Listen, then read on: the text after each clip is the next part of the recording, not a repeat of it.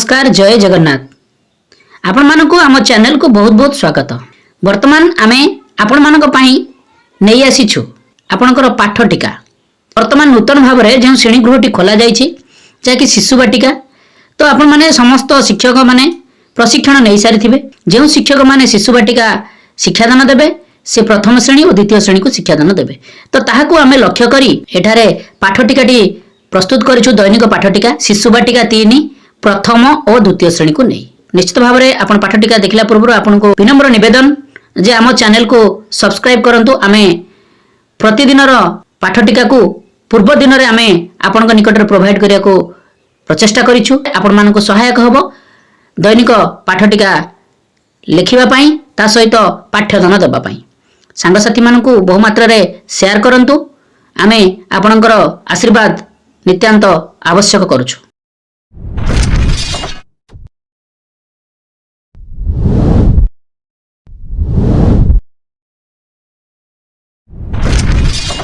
देखंतु आमे आपण मानक पई नै आसु 3/1/2026 जहाँकि शनिवार शिशु बाटिका 3 प्रथम और द्वितीय श्रेणी निमंते दैनिक पाठ टीका। पाठ टीकाटी आरंभ करबा पूर्व आपण माने एबोली कलम गुड़िक कराई नियंतु जहाँकि श्रेणी पीरियड विषय प्रसंग विकासर दिग दक्षता येलो कोर्स जहाँकि पाठ्यक्रम लक्ष्य प्रत्याशित फलाफल शिक्षण सामग्री शिक्षण कार्य आउ मंतव्य। तो ये कलम गुड़िक कराई नेला परे आपणकर कार्यक्रम आरंभ हो जेहेतु शनिवार अच्छी आपणकर 6:30 ରୁ 6:45 प्रार्थना कार्यक्रम।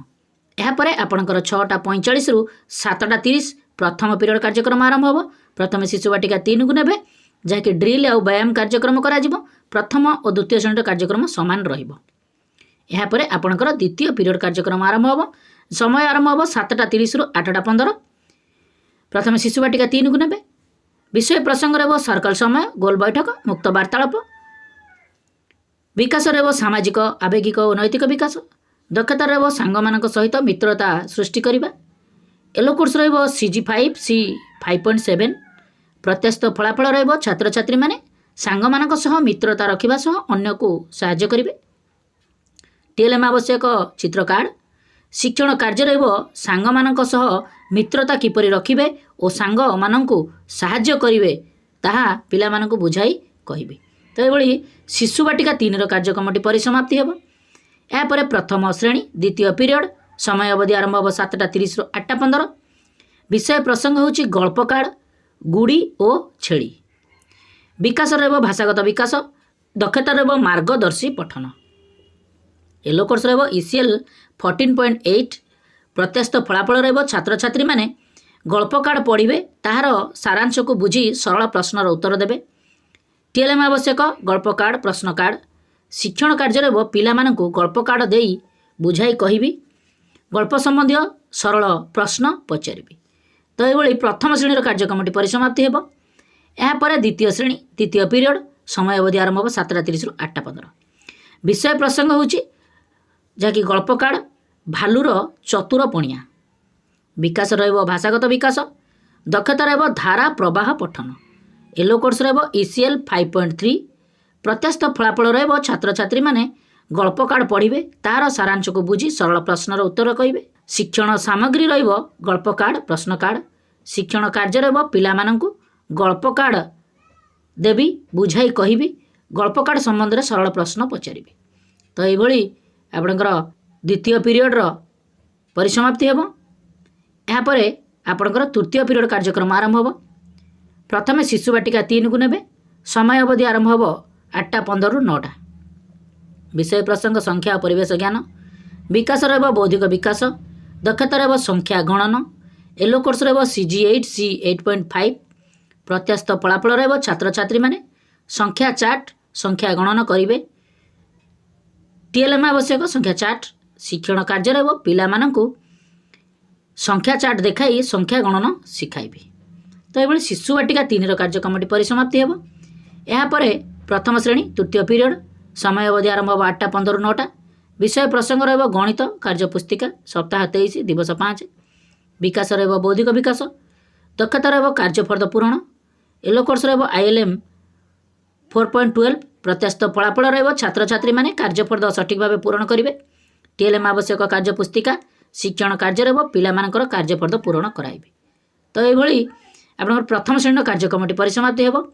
यापर द्वितीय श्रेणी तृतीय पीरियड समय अवधि आरंभ हो 8:15 रु 9:15। विषय प्रसंग रह गणित कार्यपुस्तिका सप्ताह 23 दिवस 5 पुनर्आलोचना। विकास रह बौद्धिक विकास दक्षता रह कार्यपद पूरण येलो कोर्स रह IL 5.14। प्रत्याशित फलाफल रह छात्र छात्री मैंने कार्यपद सठिक भाव पूरण करेंगे। TLM आवश्यक कार्यपुस्तिका शिक्षण कार्य रह पिलामानकर कार्यपद पूरण कराइबे। तो ये आपंकर तृतीय पीरियड कार्यक्रमटी परिसमाप्ति हो। यापर चतुर्थ पीरियड कार्यक्रम आरंभ हो। प्रथम शिशु बाटिका 3 को नेबे समय अवधि आरंभ हो 9 रु 9:45। विषय प्रसंग रह भाषा और साक्षरता विकास रह भाषागत विकास दक्षता रह निज अनुभूति को प्रकाश करेंगे। येलो कोर्स रह CG10 C 10.8। प्रत्याशित फलाफल रह छात्र छात्री मैंने अनुभूति को कहे।